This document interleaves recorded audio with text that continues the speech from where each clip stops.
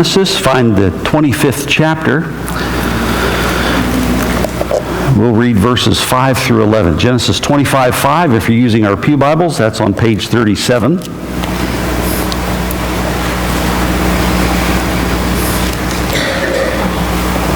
There was a funeral home that gave the folks who were having a service the option of whatever music they wanted for the service. They could play anything before, after, during, and this particular family said, well, that's great because their loved one loved Elvis. Loved Elvis. That's a mystery all of its own, but anyway, moving on. Loved Elvis, and they said, is it possible that at the end of the service, when everything's done, we could play the song, Love Me Tender? I said, sure, that's no problem. So they had the service, one office planned, everything's done, everybody's getting ready, it's all concluded. And what comes over the speakers? But return to sender. Now, I'm glad you recognize that I sound just enough like Elvis that you picked up that song. Yeah.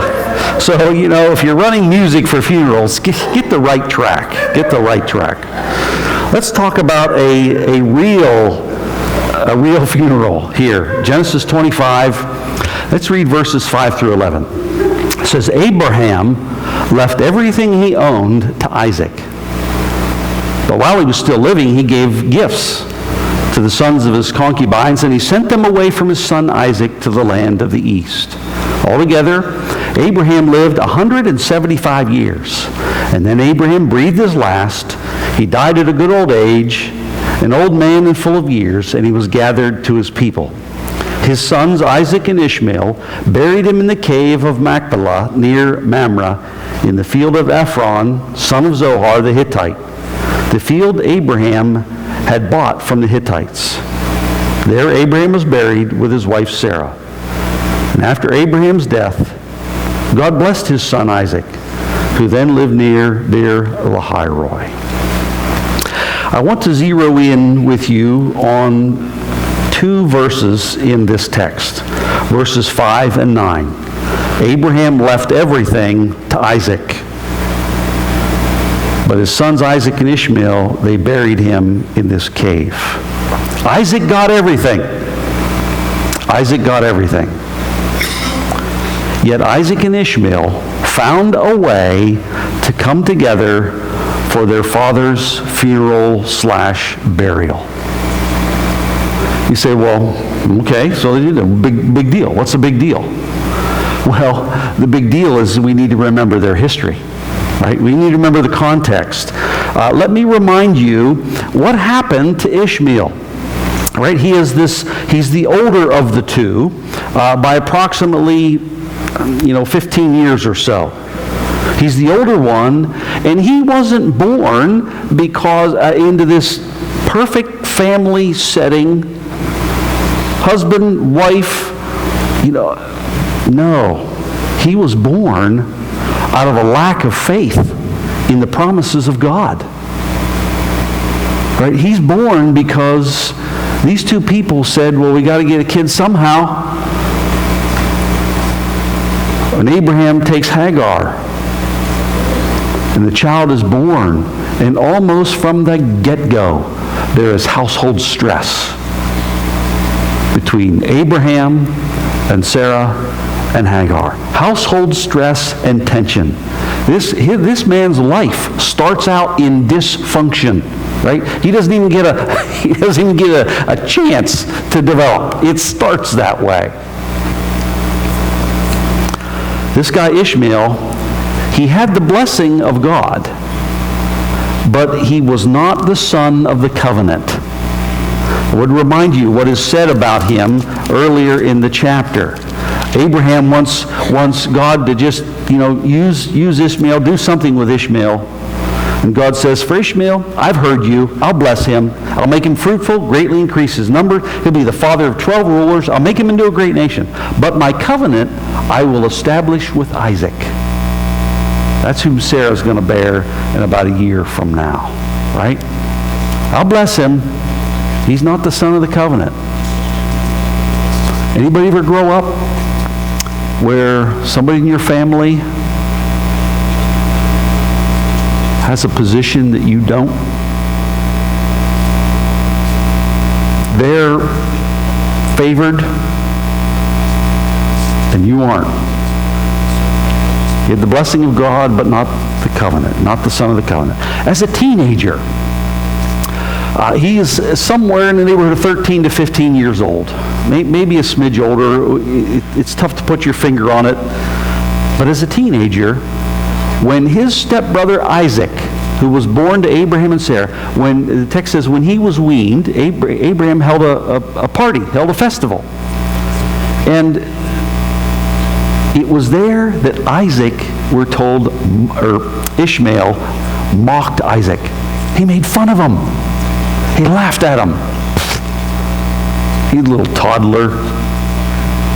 You know, what will he ever be and what will he ever become? This is a joke. This little boy laughs at him. And Sarah witnesses it, we're told. Well, that's all she needed. After the years of this family dysfunction, she says, Abraham, get rid of him. That boy will have no inheritance. Get rid of him. It's important to remember at this point that in the breakdown of this family, Ishmael did have a role. Right? He's old enough. By 13 to 15, he's old enough to take responsibility for his own actions. If you don't believe that, you need to take my lesson in parenting. Right? You need to take my class, because they're old enough to take responsibility for their own actions and their choices.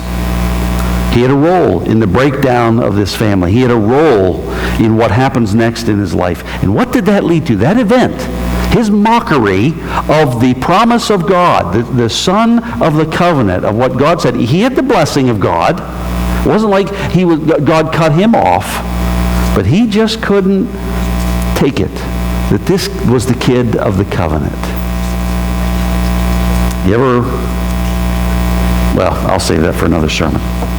What this led to was he got sent away. He got kicked out of the family. Sarah said, get rid of him. God said, go, do what she says. Don't worry about it. Don't worry about it. I've got this kid. And he's kicked out of the household with his mother, Hagar. And yet we read in chapter 21 what is said of this incident when he's out there. God says this. God was with the boy as he grew up. He's kicked out, but God was with the boy. He lived in the desert. He became an archer. His mom got him a wife, and his story unfolds. Even though he gets booted out of the household as a teenager, he still has the promises of God, and he still has the presence of God. Right? He got kicked out of the family, but God did not get rid of him. He is the hear this. He is the promise and the presence of God in the hurtful rejection of others.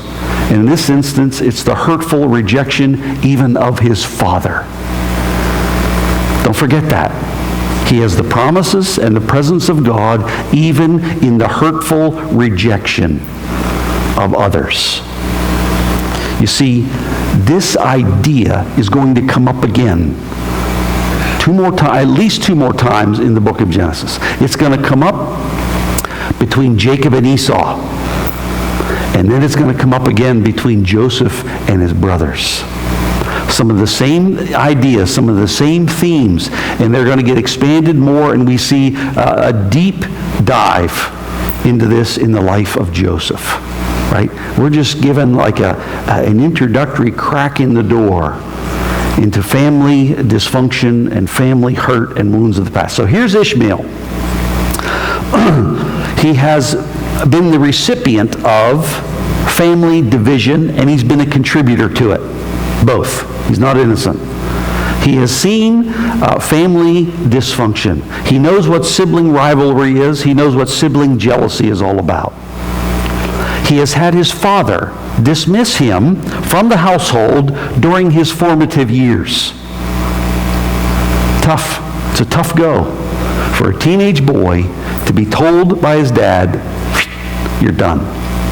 You're done. Out of here. He had, and we didn't read about it, but he had the trauma following that of this near-death experience, right? Abraham sends them off and just with a little, what they can carry, and they go off, and his mother's convinced they're both going to die. This kid has a near-death. I cannot imagine what happened to him in this whole process. Not easy, hurtful. He lives the next 60 to 70 years apart from his biological father, while his stepbrother Isaac, the son of the covenant, moves ahead. He moves ahead under the blessing of God, under the prosperity of Abraham. He gets married. We looked at that marriage story between Isaac and Rebekah and how that unfolded. Isaac moves on with the blessings. Isaac gets all the inheritance. And he remembers that his stepmother said, that boy gets nothing. Ouch. Yet, after all of this, at approximately 90 years of age, he finds a way to come together with his stepbrother, who is now 75 years old. That's roughly their ages in verse 9. Ishmael's 90, Isaac is about 75. He finds a way to come together in peace and in civility to honor his father, who kicked him out, at his funeral and at his burial. Now you might read that and say, well, he's a better man than I am. Maybe so. Let's imagine for a moment, we read what happened. Just for a moment, think about what could have happened. Isaac could have said, no way. He is not coming to my father's funeral. He mocked me. He's the illegitimate son. He's the one who got kicked out. My mommy told me about him. He is not in the covenant. He has been disinherited. Isaac could have had a lot of good lines and a lot of good reasons to say, Ishmael, just stay at home. We don't need you here. He could have done the opposite. When he showed up, he could have mocked him. Yeah, now who are we laughing at? You get zero, pal. I get it all. Now what's funny? He could have thought, this is my chance to give him a peace of mind. Dad sent him away a long time ago, but now I have a thing or two to say to this kid. Could have happened, it didn't. What could have Ishmael done? You know, Ishmael could have said all the same things. There's no way I am going to that funeral. Number one, I mocked Isaac, right? Ishmael could have had some guilt. You know, I'm the one, I remember I did and said some things that I shouldn't have done, and I helped create all this, and I'm not going back there. He could have been bitter and resentful. The one who got kicked out. He could have pulled the poor me. He could have said, let the boy do it, right? It's not my deal any longer. Let the boy take care of this. Why should I go pay respect to the man who kicked me out? I'm not the son of the covenant. I've been disinherited. And my mommy told me about him. That's what could have been, but it wasn't. Right? It wasn't. That's not what occurred. Somehow, his sons Isaac and Ishmael bury him in this cave. Now, let's not pretend that this was this great family reunion. Right? I think it was very hard for Ishmael to go. Very hard. And I think it was at best awkward for Isaac. What was it? Somehow these two found the grace to move beyond what was in the past for this moment. Okay? I don't think they ever went on vacation together. But for this time, right? This was the time for peace. And they came together for this occasion. Now, as we work through here, maybe you see yourself in Isaac or Ishmael. Maybe you see yourself as a contributor to some problems of the past, and you bear a sense of guilt. And you just don't want to face any of that. Maybe you see yourself as Ishmael, and you have been on the receiving end of some very hurtful, painful things. Words that got said to you by a mom or a dad, by a spouse or a child or a close friend that just cut you to the core. Maybe you've been the one that's gotten kicked out of a family. I don't know. But maybe you see yourself and you hear things from your past as you read this text. Maybe there are memories that have gotten stirred up and you wish they hadn't been this morning, and I apologize for that. I realized early on in the week when I sensed this is where we were to go, I thought, ooh, this could be hard. But God usually doesn't care what I think. Maybe the easiest thing this morning is just hold on to your animosity. Just hold on to it. That's the easiest thing for you to do, is to not change a thing. To live in tension, to live in division, to just not go there, right? And we would all understand that. That's certainly understandable. It works for an awful lot of people to get through life. I'm just not going there. And we box off that portion of our life. So we just don't want to face it. Well, I know enough and have been through enough to know that you can box it off.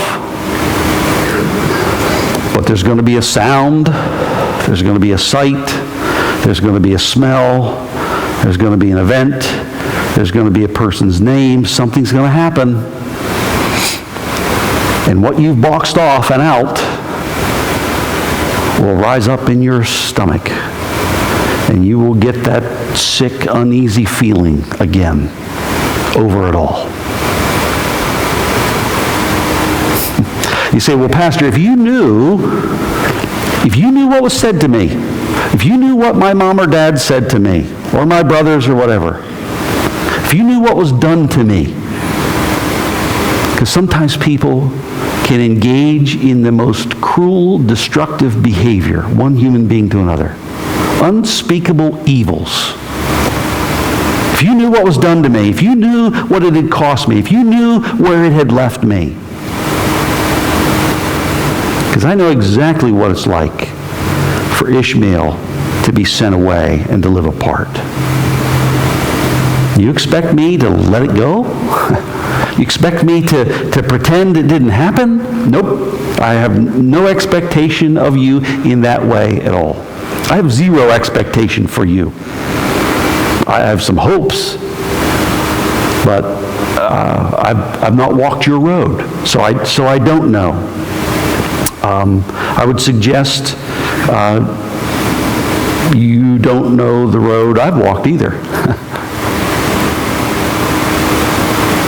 My guess is everybody in this room has at the minimum been hurt by somebody's words, and at the maximum you have been hurt deeply by somebody's actions.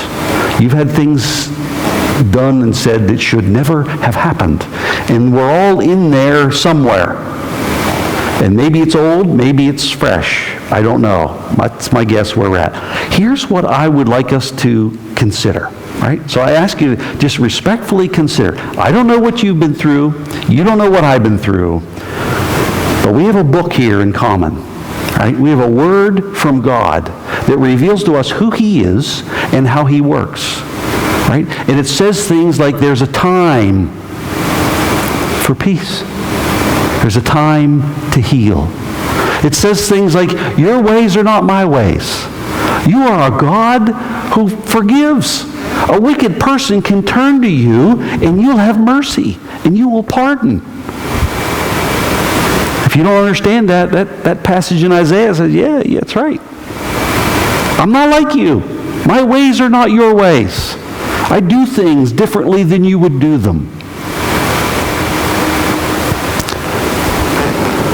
We remember passages like Romans 8. There's times we're dealing with stuff we don't even, I don't even know what to pray. Got nothing, God. I've got nothing.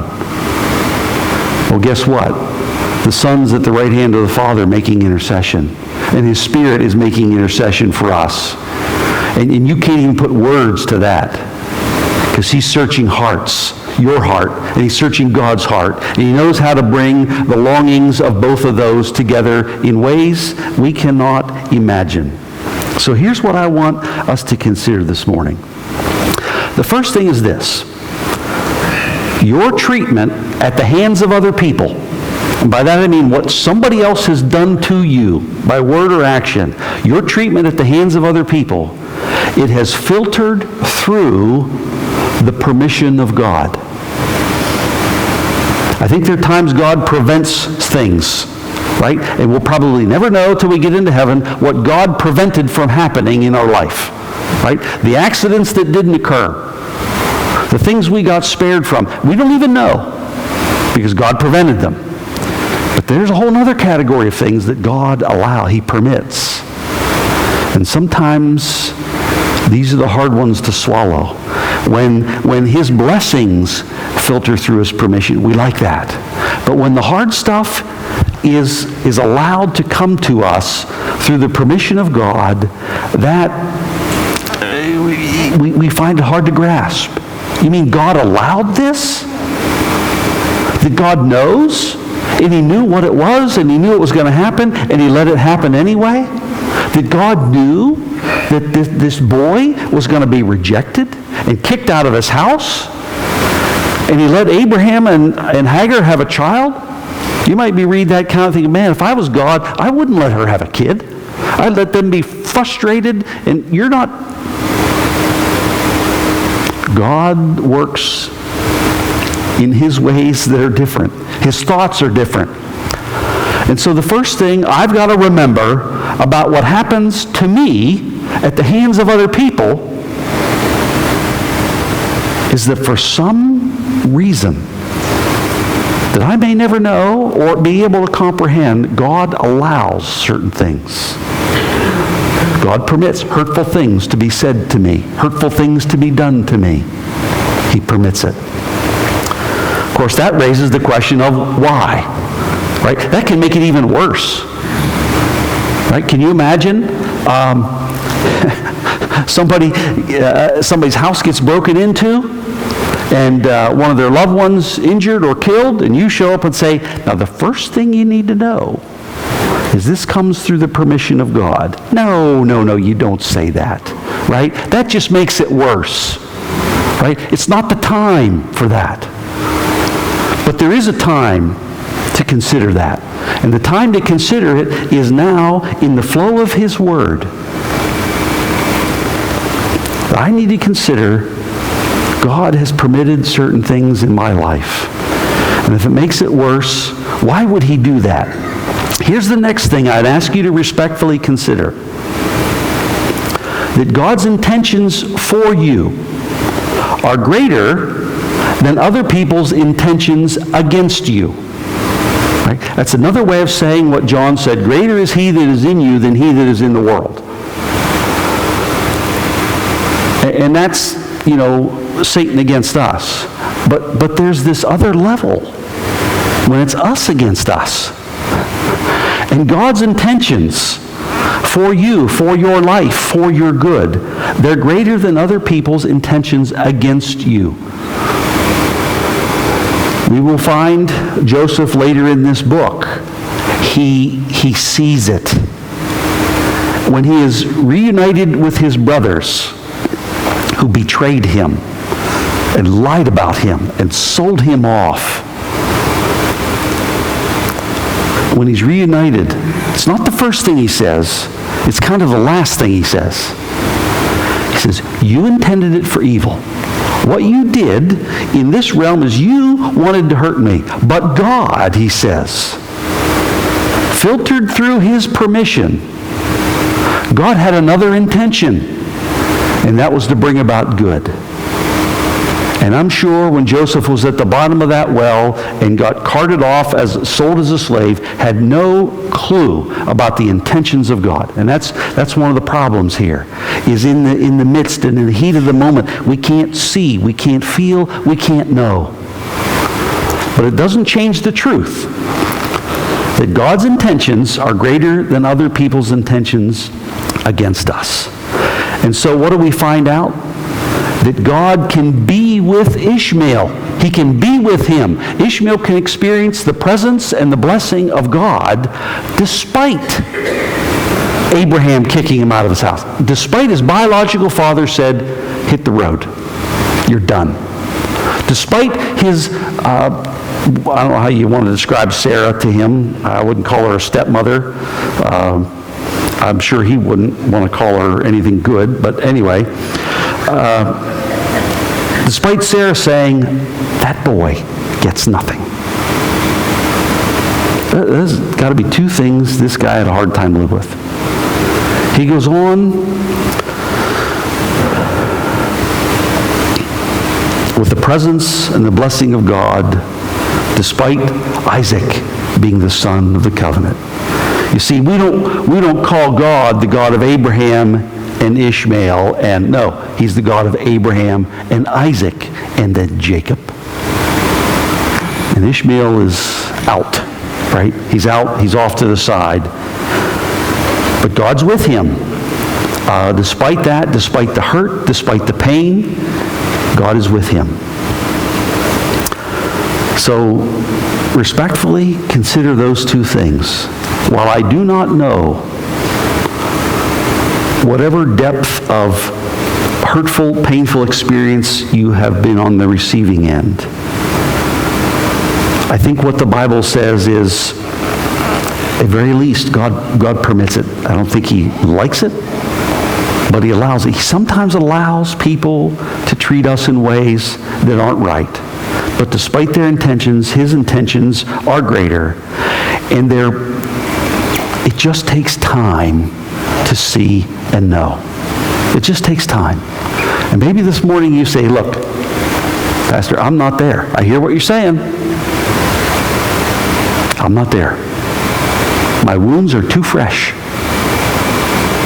I'm not going there. I'm just not going there. I'm shutting down. I'm shutting out. You know what? That's okay. I don't know God's agenda for your life. But here's Ishmael. This is now 70 years. 70 years down the road. And he is able to come together with Isaac for this time and for this place and for this purpose. Sometimes it takes time. Does time heal all wounds? I'm not too sure about that one. If your wounds are healed, it sounds good. If they're not, that saying's not too swift. I know what time does do. It starts to change how we see the effects and the fallout of the hurt we've experienced. And there are times, 70 years down the road, you can see God's faithfulness. You can look back and you can see that despite what happened, God was still there. God was there in these little steps, in these little movements along the way. And God can bring us to a point where when we look back, we can see as much or more of his hand for good than we do of the hand for evil. And I think that's where Joseph wound up landing, but it took a while. If memory serves me right, it was 17 years or maybe more. Anyway, maybe it's time for you to find a way despite the other person. You say, well, they haven't made things right. Okay. Maybe they haven't. I want you to respectfully consider, you don't have to wait for them. You don't have to wait. Forgiveness, the desire to move on, that can come to you at any point, and you don't need somebody else's repentance. Might be nice to have, but you can go on. Maybe it's time. And if you're not there yet, that's okay. But maybe it's time that you or I actually are civil and peaceful with somebody that we might have every reason to not be civil and not be peaceful with. Maybe it's time. Maybe if we can say, you know what, Lord, help me to pull an Ishmael. Help me to go back somewhere where I don't want to go and be around people that I don't want to be around and think about things I don't want to think about. Help me to get in and help me to get out. Give me the grace for the moment. And maybe in that, maybe that's where we will find the grace to forgive. Maybe that will be what brings freedom. That this garbage hangs over us. And maybe in time, we'll find a freedom and a release. And sometimes you never know. You may even find reconciliation. I don't know. So I'm not going to presume to tell you what to do. I'm not going to presume to measure the level of your hurt and pain and experience and tell you when you should try to jump in for a time of peace. God can do that. He doesn't need my help. I tend to screw things up. He doesn't. He doesn't. He knows times, right? He's the one who writes, there's a time for, so he knows. And he knows your heart, and he knows how long it's been, and he knows what you need to see. And I just want you to respectfully consider that maybe he's moving you forward with a fresh understanding of what he has permitted. Maybe with a fresh grasp of, you know what, God, your intentions are greater than any word spoken against me. They are greater than any acts done against me. And I think that's a little bit of what was happening with Jesus at the cross. Father, forgive them. They don't know what they're doing. Your intentions are, you're going to save the world. Their intentions, not so good. But to actually find the grace to extend forgiveness to your crucifiers. And people think the Bible isn't practical, that the Bible isn't helpful. Oh my. Very few things are more real than that. So maybe, just ask yourself, maybe it's time. Maybe it's time. Let's pray.